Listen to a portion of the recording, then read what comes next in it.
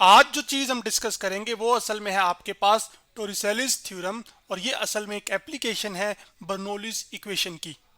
और ये टोरिसेलिस थ्योरम आपको ये बताता है कि अगर आपके पास एक पानी की बोतल हो और डिफरेंट पॉइंट्स पर आप इसके होल्स कर दें, तो जिस रफ्तार के साथ पानी इन होल्स से बाहर निकल रहा होगा उसको हम असल में टोरिसेलिस थ्योरम की मदद से डिटरमिन या कैलकुलेट कर सकते हैं।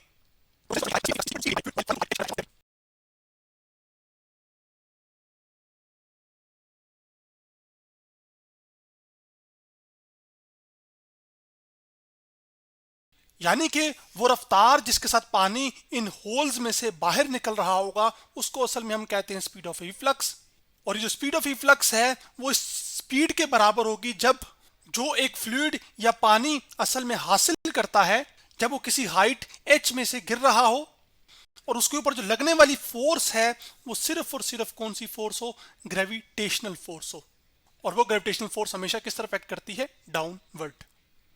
तो चलें अब आगे बढ़ते हैं और अब हम स्पीड ऑफ इफ्लक्स को डिटरमिन करते हैं।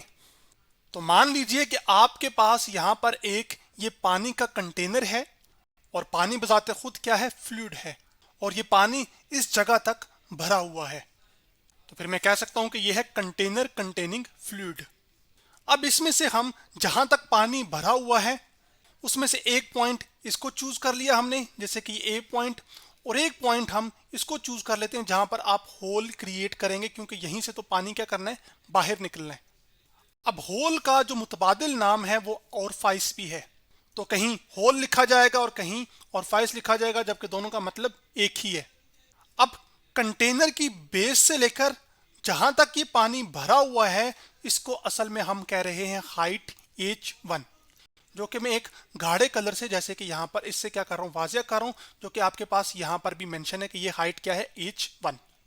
फिर जिस जगह पर आप होल कर रहे हैं वो ये पॉइंट है, तो बेस से लेकर उस पॉइंट तक जो हाइट है वो क्या है, h2। तो अब हमने होल यहां पर किया, तो हम ये जानना चाहते हैं कि हाइट क्या है जहां से फ्लूइड क्या कर रहा है, वो फॉल कर रहा है। तो जो हाइट ऑफ फॉलिंग फ्लूइड है वो असल में बराबर है आपके पास h के, जो कि टोटल हाइट जहां तक पानी भरा हुआ है वो उस कंटेनर की, वो क्या है, h1, माइनस वो हाइट जहां पर होल किया गया है, तो बेस से लेकर उस होल तक की जो हाइट है वो क्या है, h2। तो यानी कि टोटल हाइट में से हमने ये जब हाइट माइनस की तो ये वो हाइट है जिससे पानी क्या कर रहा है, गिर रहा है, जिसको हम असल में क्या कह रहे हैं, h स्मॉल। अब मैंने आपको ये बताया था कि जो टोरिसेलिस थ्योरम है वो असल में एक एप्लीकेशन है बर्नौलीज इक्वेशन की। तो बर्नौलीज इक्वेशन असल में क्या करती है, कोई भी दो पॉइंट्स के बीच में प्रेशर, वेलोसिटी और हाइट को आपस में क्या करती है, रिलेट करती है। तो जो बर्नौलीज इक्वेशन हमने ड्राइव की थी वो आपके पास कुछ यूं थी। तो अब हमारे भी पॉइंट ऑफ इंटरेस्ट ए और बी हैं। तो बर्नौलीज इक्वेशन के अंदर आपके पास P1 जो है वो प्रेशर एट पॉइंट ए है, जबकि ये जो टर्म है ये काइनेटिक एनर्जी डेंसिटी है एट पॉइंट ए, जबकि ये जो पोटेंशियल एनर्जी डेंसिटी की टर्म है एट पॉइंट ए। तो तमाम इन एनर्जीज का सम असल में बराबर होना चाहिए पॉइंट बी पर प्रेशर, काइनेटिक और पोटेंशियल एनर्जी डेंसिटी के। यही है असल में है आपके पास बर्नौलीज इक्वेशन। अब ऐसी इक्वेशन का इस्तेमाल करके हमने जिस स्पीड के साथ पानी इस होल से बाहर निकल रहा है वो डिटरमिन करेंगे।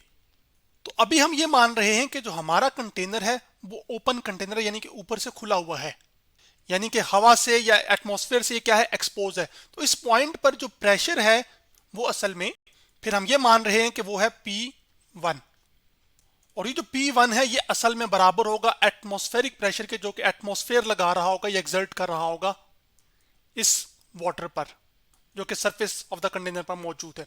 अब चूंकि आपने यहां पर भी होल किया है, तो अब होल करने की वजह से इस पॉइंट पर भी जो प्रेशर है वो भी कुछ ना कुछ होगा, और वो हम कह रहे हैं कि वो P2 है। लेकिन चूंकि आपने होल किया है तो इसका मतलब है ये भी एनवायरनमेंट से, यानी कि अपनी सराउंडिंग से क्या है, एक्सपोज है। तो इस पॉइंट पर भी जो प्रेशर होगा वो एटमॉस्फेरिक प्रेशर होगा।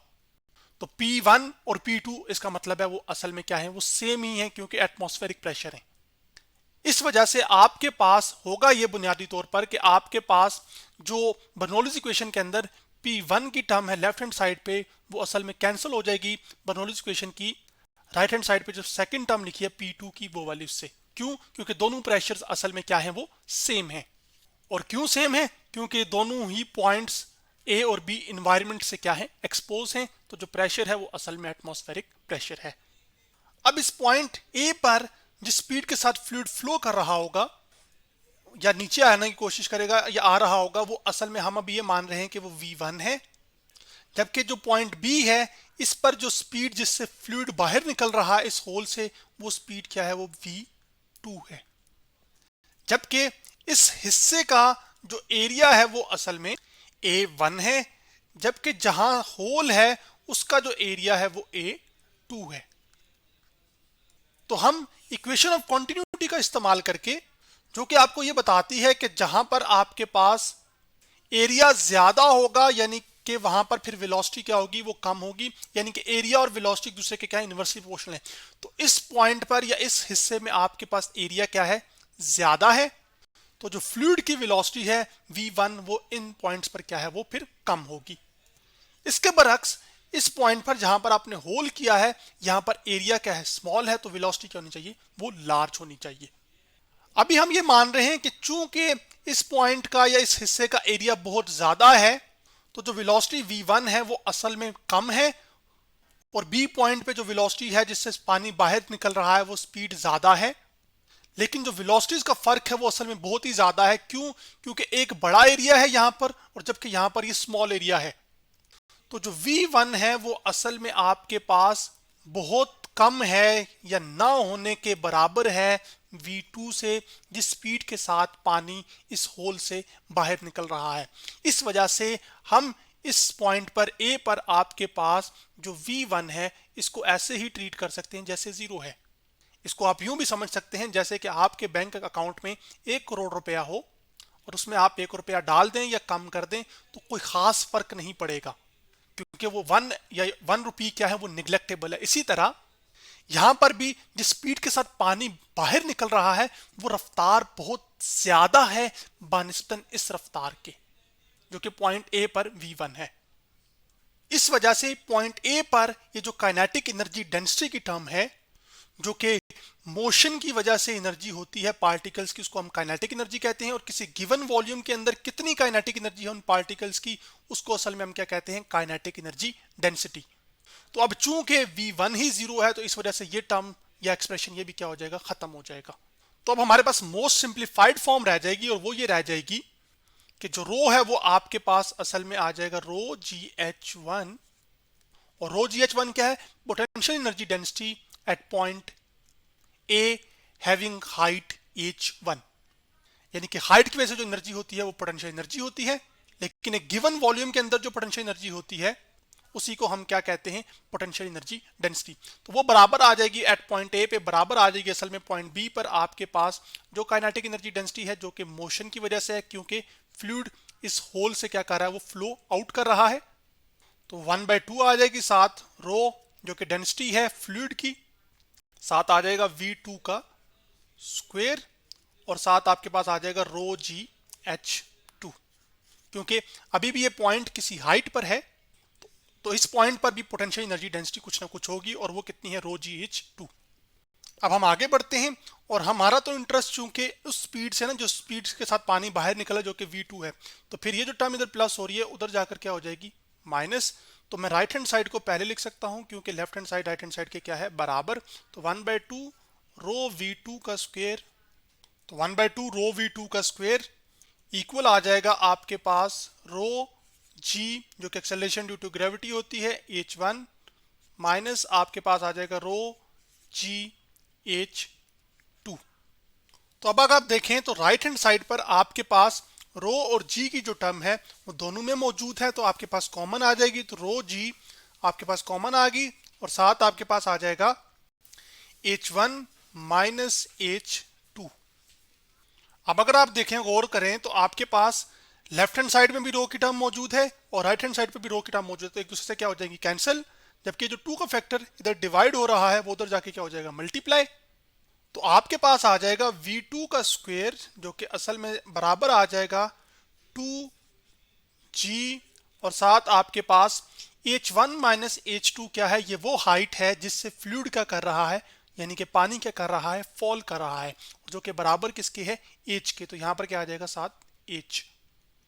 अब इस स्क्वायर को खत्म करने के लिए मुझे दोनों जानिब क्या लेना पड़ेगा, स्क्वायर रूट। तो v2 असल में आपके पास बराबर आ जाएगा अंडर रूट 2gh के।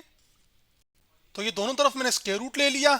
उसके बाद आपके पास ये स्क्वायर के रूट से क्या हो जाएगा, कैंसिल। तो जो v2 है आपके पास वो बराबर आ जाएगा square root 2 times acceleration due to gravity g और साथ वो हाइट h जिससे फ्लूइड क्या कर रहा है, फॉल कर रहा है। तो g आपका असल में क्या है यहाँ पर, acceleration gained by fluid while falling under the action of gravity, यानी कि वो एक्सेलरेशन जो एक फ्लूइड जैसे कि पानी गेन करेगा जब उसके ऊपर सिर्फ ग्रेविटी की फोर्स लग रही होगी। जबकि यहाँ पर h क्या है, वो आपके पास असल में हाइट है जिस हाइट से फ्लूइड क्या कर रहा है, वो फॉल कर रहा है।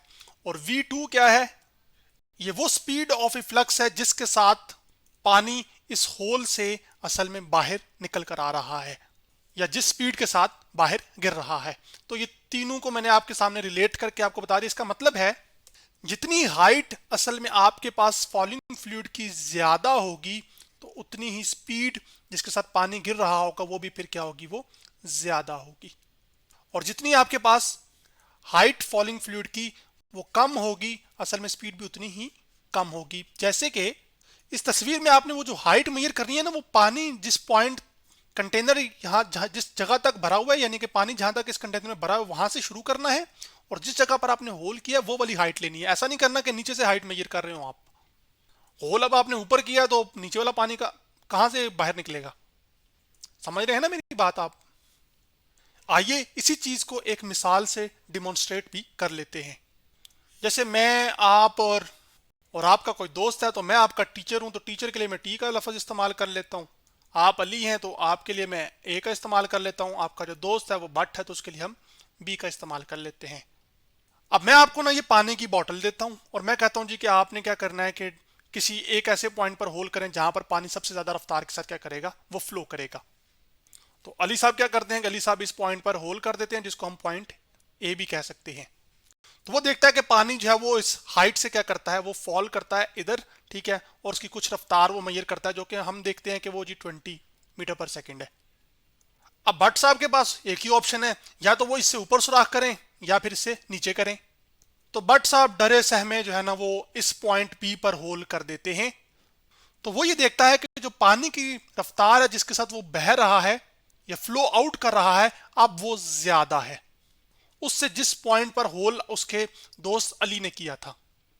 अब मैं हूं, मुझे तो क्योंकि फिजिक्स आती है तो मुझे तो पता है कि जितनी height of the falling fluid ज्यादा होगी, यानी कि जितना वो ऊपर से पानी गिर रहा होगा, जितनी ज्यादा ऊंचाई से गिर रहा होगा, तो उतनी ही जो स्पीड ऑफ इफ्लक्स है वो भी ज्यादा होगी। इस वजह से मैं इस पॉइंट पर करता हूं सिर्फ डिमॉन्स्ट्रेट करने के लिए। मैं इधर भी कर सकता हूं, इधर भी कर सकता हूं। तो जितना जितना मैं नीचे जाता जाऊंगा, हाइट जिसके साथ पानी फ्लो आउट कर रहा होगा वो असल में क्या होती जाएगी, वो हाइट बढ़ती जाएगी, जिसकी वजह से स्पीड जिसके साथ पानी बाहर निकल रहा होगा वो असल में फिर क्या होती जाएगी, बढ़ती जाएगी। तो इस वजह से इस पॉइंट से जो फ्लूइड है उसकी रफ्तार जिसके साथ वो फ्लो आउट कर रहा है वो ए और बी के बनिस्बतन ज्यादा होगी। तो जिस रफ्तार के साथ पानी किसी होल से बाहर गिरता है उसको हम स्पीड ऑफ इफ्लक्स कह रहे थे, और वो हमने यहां पर बर्नौलीज इक्वेशन की मदद से ड्राइव की। इसी को हम थर्ड इक्वेशन ऑफ मोशन से भी ड्राइव कर सकते हैं। तो जो इक्वेशन ऑफ मोशन थर्ड है वो आपके पास क्या है, वो है जो कि है 2as is equal to v f square minus v i square. तो जो पॉइंट ए है आपके पास शुरू वाले सिनेरियो की तरह, यहां पर जो पॉइंट ए है उस पर जो वेलोसिटी है वो v1 है जो कि इनिशियल वेलोसिटी है, और वो कितनी थी, 0। तो ये यहां से फैक्टर क्या हो जाएगा, cancel out. We f square वो वेलोसिटी है जिसके साथ पानी इस होल से बाहर निकल रहा होगा, यानी कि फाइनल वेलोसिटी है। तो वी एफ स्क्वेयर आपके पास आ जाएगा बराबर 2, राइट हैंड साइड पहले लिख रहा हूं, लेफ्ट हैंड साइड बाद में, 2a, और a क्या है, वो एक्सेलरेशन जिसके साथ पानी गिर रहा होगा। तो जिस एक्सेलरेशन के साथ पानी गिर रहा है वो असल में एक्सेलरेशन ड्यू टू ग्रेविटी है जो कि g होगी, और s क्या है, वो डिस्टेंस है जो कि, या वो हाइट है जिससे पानी गिरा। तो वो जो हाइट है वो आपके पास असल में h है ना। तो स्क्वायर को खत्म करने के लिए हमें क्या लेना पड़ेगा, स्क्वायर रूट। तो डायरेक्ट हम ले लेते हैं।